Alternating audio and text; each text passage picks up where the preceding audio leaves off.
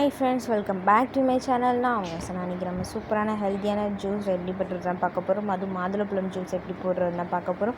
ரொம்பவே ஈஸியான மெத்தடில் இருக்கும். வாங்க வீடியோக்குள்ளே போகலாம். ஃபுல் வீடியோ பாருங்கள். இப்போ ஒரு மிக்சர் ஜாரில் நம்ம 2 மாதுளப்பழம் அளவுக்கு நான் உரித்து வாஷ் பண்ணி வச்சுருக்கேன். அந்த மிக்சர் ஜாரில் இப்போ நம்ம சேர்த்துக்கலாம். நல்லா ஃபுல்லாக வாஷ் பண்ணி வச்சுட்டேன். இப்போ நம்ம சேர்த்து நல்லா கிரைண்ட் பண்ணிக்க போகிறோம். ஒரு 1/2 டம்ளர் மட்டும் தண்ணி ஊற்றி இதை அரைச்சிட்டு வந்துடுறேன். அரைச்சதுக்கப்புறமா இந்த மாதிரி ஜூஸ் ஃபில்டர் இருந்தால் நீங்கள் வடிகட்டிக்கோங்க. எங்கிட்ட ஜூஸ் ஃபில்டர் இல்லைங்கிறனால நான் டீ வடிகட்டியில் வடிகட்டியிருக்கேன்.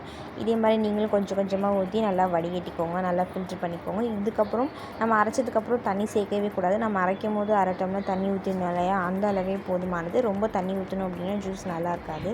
இந்த மாதிரி நல்லா ஃபுல்லாகவே நான் ஃபில்ட்ரு பண்ணி எடுத்துக்கிட்டேன். எனக்கு இந்த அளவுக்கு ஜூஸ் கிடச்சிருக்கு.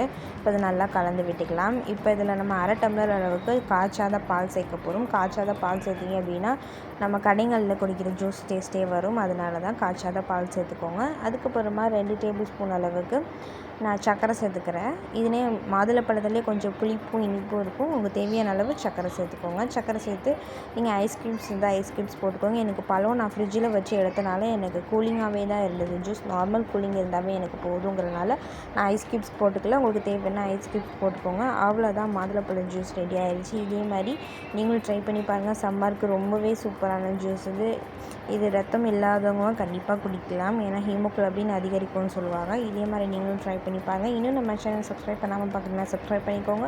கூட இருக்க பெல் ஐக்கானை கிளிக் பண்ணி வச்சுக்கோங்க. அப்போ தான் நான் போடுற ஹெல்த்தியான ரெசிபிஸ் எல்லாமே உங்களுக்கு நோட்டிஃபிகேஷனாக வரும். நீங்களும் தவறாமல் நம்ம வீடியோஸ் பார்க்கலாம். தேங்க்ஸ் ஃபார் வாட்சிங். பாய்.